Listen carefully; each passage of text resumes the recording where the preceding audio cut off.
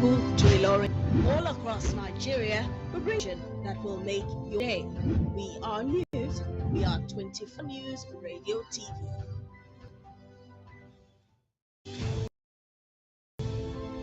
From Abuja, Sokoto to Port Harcourt, Enugu to Ilorin, all across Nigeria, we bring you news and information that will make your day.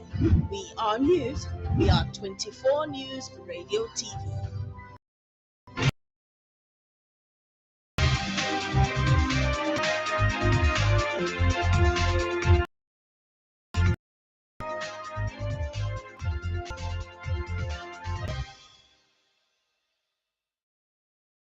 A lovely evening to you. Many thanks for joining us on the news update on 24 News Radio and Television. My name is Grace Nwafo. Nigerian National Petroleum Limited has officially ruled out the selling company, reaffirming its commitment to completing high-grade rehabilitation and retention of the plant.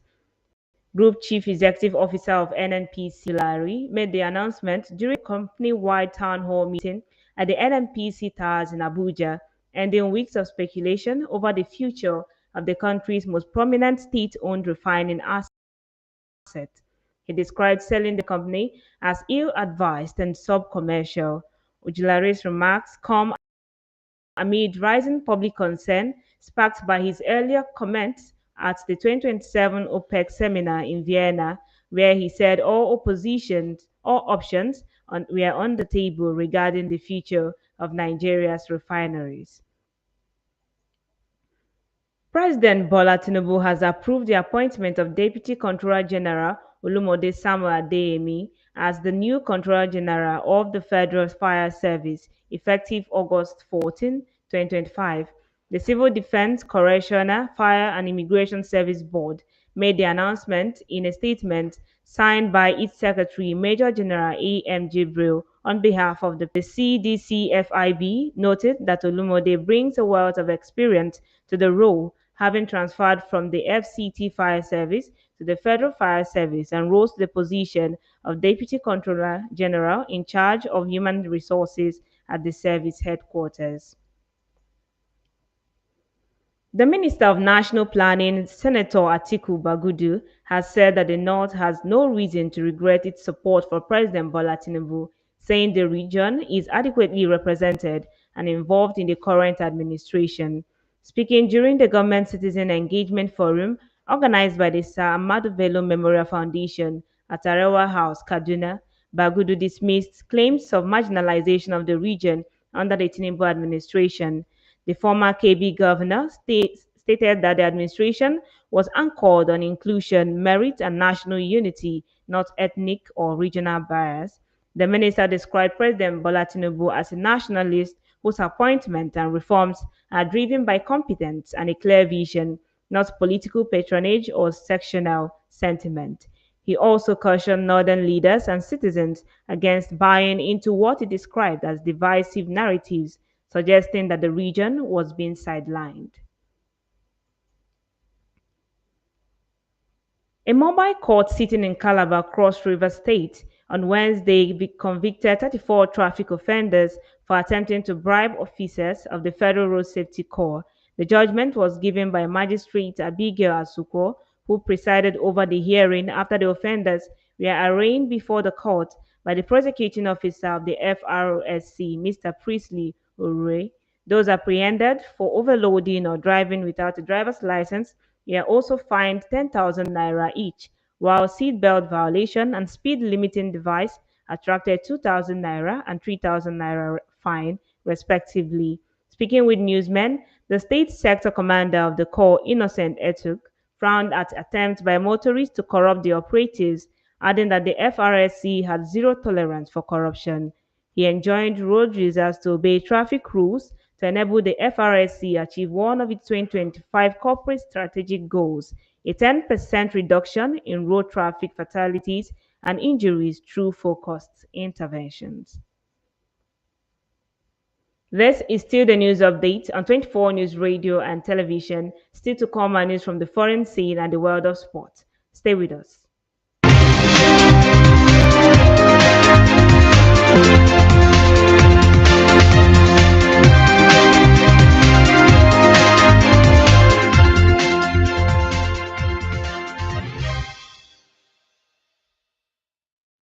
Glad to know that you're still there. If you're just joining us, this is the news update on 24 News Radio and Television. Over now to the foreign scene. Report says at least 9 people died and 2 others were injured in a fireworks factory explosion in central Thailand as officers continue to search for casualties. The factory ignited earlier today in the Mueang district of Suphan Buri province, north of Bangkok, where images shared by a rescue group showed a charred building reduced to rubble. Thai police said 9 people were confirmed dead, up from an earlier toll of 4, and 2 others were being treated at a nearby hospital.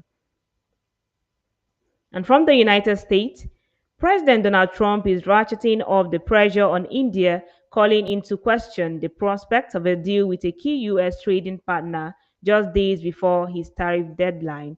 Trump, in a pair social media post, attacked India's trade barriers and directly targeted India's sustained reliance on Russian oil purchases and military equipment.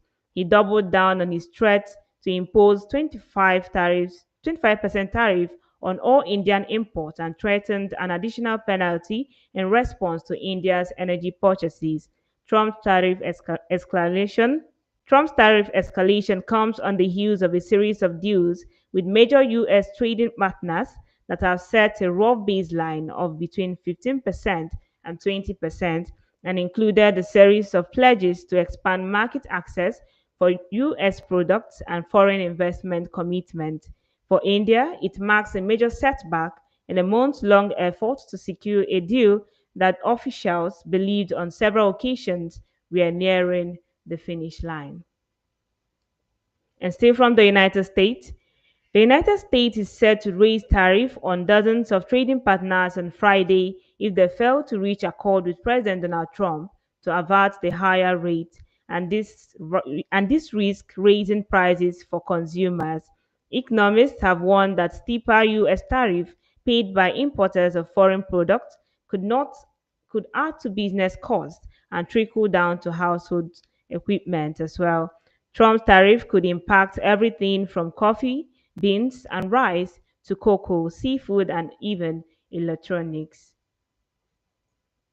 And now from the world of sport.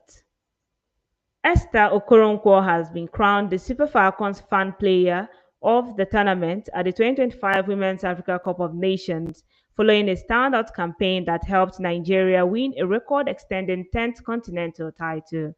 The announcement was made via the Super Falcons official X handle, celebrating the forward's impact at the just concluded championship in Morocco.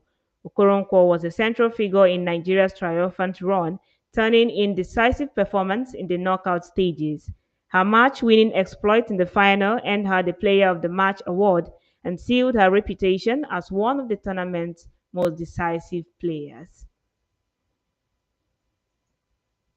And that is a wrap on the news update on 24 News Radio and Television. Do stay tuned for more programs to be coming your way. My name is Grace Nwafo. Have a lovely evening.